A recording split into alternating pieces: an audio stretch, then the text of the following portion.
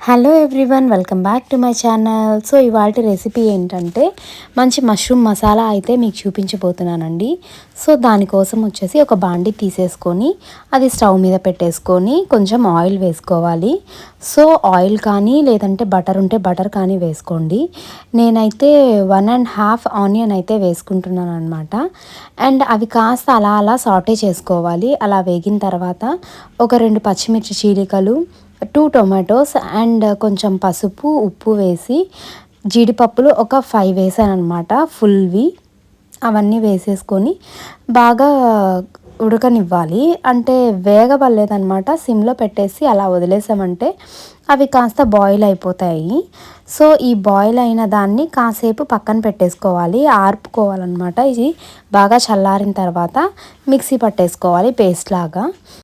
Next మళ్ళీ అదే బాండల్లో కొంచెం బటర్ కానీ ఆయిల్ కానీ వేసేసుకొని అందులో మసాలా దినుసులు అయితే వేసుకోవాలండి. నెక్స్ట్ వచ్చేసి మిగిలిన హాఫ్ ఆనియన్ అయితే ఇందులో సన్నగా కట్ చేసేసుకొని ఇందులో వేసేసుకున్నాను అనమాట ఆయిల్లో. ఇవి కాస్త వేగిన తర్వాత మనం జింజర్ గార్లిక్ పేస్ట్ అయితే యాడ్ చేసేసుకుంటాము. సో అది కాస్త వేపుకోవాలి పచ్చివాసన పోయేంత వరకు.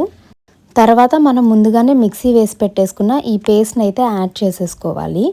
ఇంకొంచెం వాటర్ అందులో వేసేసుకొని కాస్త మిక్సీలో ఉన్నదంతా నీట్గా ఇందులో మొత్తం వేసేసుకోవాలన్నమాట. నెక్స్ట్ మనము కొంచెం గరం మసాలా పౌడర్ అయితే యాడ్ చేసేసుకుంటున్నామండి. ఎందుకంటే దినుసులు అనేవి నేను చాలా తక్కువ వాడాను. నెక్స్ట్ వచ్చేసి కారం యాడ్ చేసేసుకున్నాను. ఇది వచ్చేసి కాశ్మీరీ రెడ్ చిల్లీ పౌడర్ అయితే యాడ్ చేసుకుంటున్నాను అనమాట. ఎందుకంటే మనము ముందుగానే ఒక 2 పచ్చిమిరపకాయలు వేసేసుకొని అది మిక్సీ పట్టాం కాబట్టి సో కారం అనేది ఆటోమేటిక్గా ఉంటుందండి.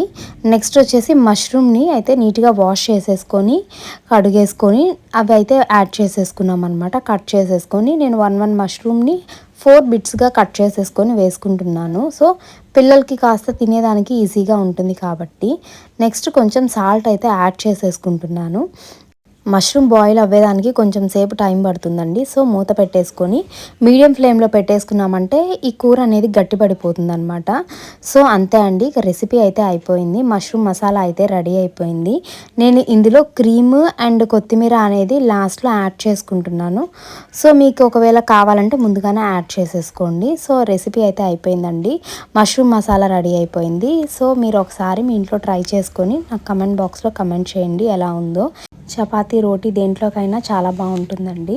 సో ఫ్రెండ్స్, నా వీడియోస్ కనుక నచ్చితే please subscribe to my channel. Like చేసి షేర్ చేసి కామెంట్ చేయండి. Thanks for watching.